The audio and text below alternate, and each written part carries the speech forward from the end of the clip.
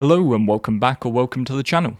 I'm Loudguns and today we're going to take a look at one of the most anticipated ships of 2024.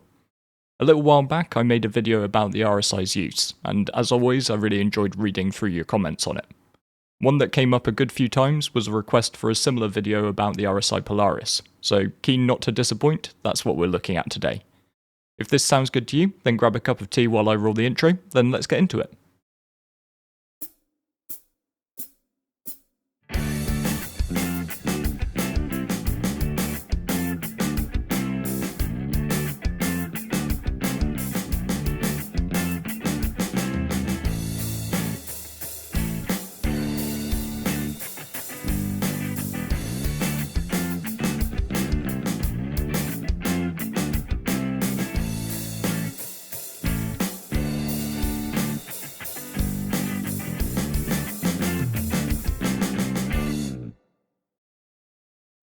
So let's start by asking why the RSI Polaris is a ship that generates so much interest.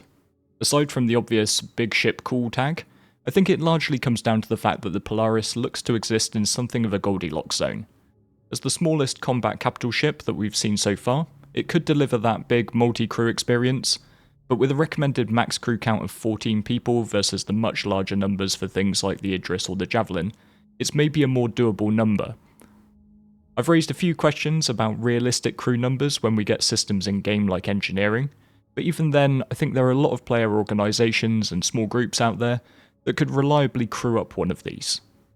If you do want to get involved with some multi-crew gameplay, then please do follow the link in the video description down below and come say hi on our Discord. If SC follows other MMOs that I've played and we see raid groups forming to hit PvE content like we do in games like WoW, then the chances are a Polaris might see more use in the weekday evenings, whereas something like the Javelin might only come out for special occasions like at the weekends. And from a PvP perspective, the Polaris is also appealing when it comes to capital-on-capital combat. We still need to see CIG's intentions with things like insurance in the future, but there's every chance that claim times are going to be vastly extended. The punishment therefore for losing something like an Idris or a Jav could be massive, and you would imagine that a Polaris meanwhile would sit at the bottom end of what's possible for capital ships, letting you maybe push the envelope and be a bit more daring with deploying your assets against other orgs. So in the rest of this video we're going to try and take a deep dive into the Polaris, looking at its specs and capabilities, and talking a bit more about what type of jobs it might excel at. But before we do, I just want to sound out a little disclaimer. Because I love looking at Star Citizen ships, but I never do the whole is it worth X dollars type question. SC gets a lot of negative headlines about how much money people can spend, so I do always try to hammer home how you can enjoy the whole game with nothing but a $45 starter game pack. Everything else can or will be able to be bought in game with credits. If you do fancy trying out SC right now, there's actually a free fly on the go at the time of recording, so all you need to do is to have created an account. But just make sure to use a referral code when you do that, since it can get you some extra goodies and you can't go back afterwards and add one. Mine's the one up on screen, but if you've got any mates who play at all, please just ask them for theirs. I think this is especially important when we're about to review a ship that costs $750. And I know that with CCUing the end price could be a chunk below that, but we're still talking about an amount of money with which you could go on a holiday, and I know which one of those my wife would be happier with me about. Now I think you're all big and ugly enough to make your own decisions about how you spend your money, so I'm not going to tell you how to. But just in terms of how I'm assessing the ship in this video, it's going to be about a group of org mates getting together to buy and fly one in game, and it shouldn't be interpreted as a recommendation to go out and part with the best part of $1,000 at the next opportunity. So with a standard Loudguns disclaimer out of the way, it's time to take a look at the meat of the ship, and see what features the Polaris brings to the table. Let's start out with a bit of systems analysis. So the actual definition of a capital ship varies depending on who you ask, but personally I draw the line at the point where we start to see capital size components, even if it's just a few as we see with the Polaris. This therefore almost creates two classes of cap ships, small where the Polaris sits, and large, things like the Javelin, Idris and Krakens. According to the ship matrix of lies, the Polaris only has two capital size parts, its single power plant and its radar system. And this ties in with the stated role of the ship as a patrol vessel and a search and rescue ship, allowing it to detect other ships at maximum range. Right now, bigger radars just increase the range of scanning pings, but the devs teased a full overhaul of the scanning gameplay systems at SitCon, so when we see this evolve, the size of radars is probably going to make a far more considerable point of differentiation. However, as you'll know if you've followed SC for a while, the ship matrix has a tendency to tell porcupines. Essentially, things move around during development, and CIG appear to have forgotten to employ somebody to update and maintain the matrix as they do. So as Mark Gibson mentioned in ISC, the ship now has a capital shield generator and capital cooler as well. The rest of the components haven't been talked about, so it's probably safest to work to what's on the matrix until there's a further update, which would give you 2 medium computers and large QT drives and jump modules. The shield update makes a lot of sense. The stated 2 large shields would have only given the Polaris similar shielding to the much smaller Aegis Redeemer, and less than the Hammerhead. Just reading across from what we have in game right now, a step up in shield size tends to deliver a huge increase over smaller sizes. Taking the FR Military Grade A series of shields for example, a size 1 FR66 offers 1725 HP, a size 2 FR76 has 10,375 HP, it's just over 6 times stronger basically, while the size 3 FR86 at 115,000 HP is 11 times stronger again. The 890 Jump currently has 2 cap shields as standard, and even though these are stock, they offer nearly 775k of HP, so the updated shielding is going to make the Polaris a fairly tough nut to crack. But perhaps more important might be what the Polaris can dish out in terms of firepower. The ship's well served in terms of turrets. According to the Matrix, we've got 7 in total, 6 dual size 4s and 1 dual size 5. But again, in the ISC episode looking at the reworked layout of the ship, some of the turrets shown looked bigger, so I'd hazard a guess that a number of those size 4s have been upgunned to size 5s. I couldn't actually find this officially confirmed anywhere though. As per usual, don't hesitate to reach out and correct me in the comments, I really don't mind it. I try my best to find every source, but I can inevitably miss some of them. But the Polaris's real speciality lies in its torpedo payload, with a total of 28 size 10 torps on board. The ship's capable of firing 4 at a time in a single spread, so that can deliver a significant punch.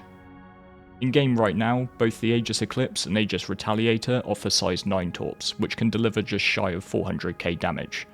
So let's just see what the Polaris's size 10s offer. Certainly we would imagine though that this ship can punch above its weight. Alongside its own weapons systems, the Polaris also has a hangar, allowing it to bring a fighter escort along with it. Exact dimensions have yet to be released, but Mark commented that it was now big enough to comfortably fit a Sabre, and the white box video from SitCon showed an RSI Scorpius launching from the hangar, which would make total sense given the manufacturer. For combat roles, the Scorpius could make a whole lot of sense. Either you could deploy with a standard Scorp and benefit from that extra turreted firepower, or you might prefer to pair the ship with a Scorpius Antares to give you some tackling pressure to prevent your quarry from making a run for it when they see you bearing down with your torpedoes primed. The hangar also brings a good deal of additional utility to the Polaris outside of a pure combat role. Just for instance, you could probably pack a couple of Pisces C8Rs in if the mission was more of a search and rescue one. In terms of the updated layout of the ship, I really think the slightly enlarged version of the Polaris is a big enhancement on the original design. It's still got a lot of the features that were attractive in the first place, and it hasn't scaled excessively like the BMM. Yes, believe it or not, there are some of us who would have liked a smaller BMM. I think the new design gives a great feel overall. The ship's split into 2 decks, but most of the action happens on the upper of the 2. Starting at the bridge, you've got a widened out profile to allow better visibility, and what looks like stations for a captain, pilot, co-pilot and 2 systems operators. Behind this is the escape pod room, telling you quite clearly that this isn't a Drake ship and you're not expected to fight it out to the bitter end.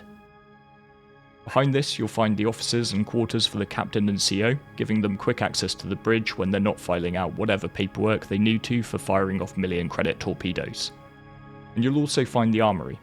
So I like this sort of logic, and particularly how it's coming into more ships nowadays. This is more towards preparation for the future where players may not be able to sit at certain operations posts in full armour.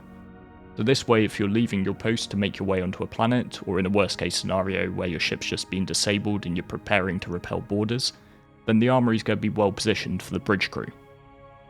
This then leads on to the quarters, including bunks and a recreation area for the crew. Towards the back of the ship you'll find the aforementioned hangar, and to either side of this we have the ship's medical facilities alongside a brig for holding prisoners. There are also further escape pods coming off the hangar, which makes sense given all the updates we saw at Sitcom regarding things like fire on ships. It'd be quite possible that the crew operating in the rear of the ship, things like the medbay and engineering, might get cut off from the escape pods at the front, so having multiple points of emergency egress is definitely a smart move. Then spanning both decks at the rear due to the size of the larger capital components, we've got engineering. And on the lower deck, moving forward from engineering, you head up ship into the cargo room. The ship's stated as having a middle of the range 216 SEU, but as we've seen from more recent designs, the devs are putting more thought into how best to use the dimensions of the new variety of cargo containers that we have. And again, with the larger overall size of the ship, we might see some increase here. There's a small cargo elevator out of this room down to the ground, as well as the main cargo ramp that opens up off the left-hand side of the ship. Even at the original scale though, this should be quite capable of carrying a decent variety of ground vehicles, if you want to do some ground-based exploration or missions. And then finally at the front of the ship, we've got the torpedo room, housing the Polaris' payload of boom rockets. Conveniently, an elevator also runs from just behind the escape pod room on the upper deck down to the torpedo room, and hopefully then externally as well. So you shouldn't have to spend your time pointlessly running through the entirety of the ship just to move between the bridge, the torps and the outside. So now that we've taken a good look at the ship itself, I think it would be cool to round out the video by talking about some key use cases for the ship, and how it's likely to fit into the game going forward. First up is where we started. Most likely you'll be able to use the Polaris almost standalone to tackle some mid-level PvE combat content. With its payload of torpedoes, it should be capable of taking on larger vessels such as the Idrises, so with a full crew you could probably look to tackle missions such as the crit threat beacons that we have now, and hopefully more fleshed out content in this vein. I know of course that right now you could take on an Idris in a cutter if you bob and weave enough, but with the incoming Master Mode flight model changes and ship armour when it gets implemented, it's likely that the days of tackling large ships in a light fighter are decidedly numbered, and you will need to bring something that packs more of a punch to break them. For slightly larger engagements, either PvE or PvP, the Polaris could function as a flagship to a medium-sized fleet. Acting as a linchpin with other ships like the Hammerhead in support to provide anti-flak cover, and maybe additional fighters to protect the Polaris from enemy bombers while it targets the larger enemy ships with its torps. The ship could also be suitable to carry out Wolfpack type missions, which could be particularly effective in a PvP setting, with two rival orgs fighting for control of a certain territory. Working alone or in tandem with another Polaris, or maybe a couple of Perseuses and attendant support vessels, the ship could easily take out enemy supply convoys and logistics ships. Taking advantage of the fact that supply lines are far harder to protect in three-dimensional space warfare than they are in conventional ground-based wars. And finally, in mass-scale fleet engagements, the Polaris will probably fill the role of outriders, helping to protect the larger cap ships of the fleet, providing plentiful intel for fleet commanders due to their outsized scanning capability, deterring attack runs from larger enemy ships, and threatening attack runs of their own on the enemy cap ships. Obviously, there are far more use cases, so feel free to let me know what you think down in the comments, how you would use this ship, or pop into our Discord, link in the video description down below, where we frequently have a really interesting chat about these types of topics. If you enjoyed the vid and you think I've earned it, please do consider hitting like and subscribe for more content. Things are a little slowed down for me right now, real life has thrown a few curveballs my way, nothing too serious, don't worry, but it is slowing down the rate at which I can get videos out. I promise I'm not going anywhere, and things will pick back up before too long. I'd just like to say thanks to all of you for sticking with me despite this, especially to my Patreon supporters who really help take some of the pressure off when I can't keep up with the YouTube grind. It's looking like a really exciting year for Star Citizen in general, with the return of Squadron 42 teams to work on the PU, and accelerating a ton of features. So if the devs are able to stick to their schedule and deliver the Polaris this year, then I think that would really be the icing on the cake, giving us our first proper taste of a proper combat capital, albeit a small one. But with all that said, thank you very much for watching all the way to the end, and I look forward to seeing you next time.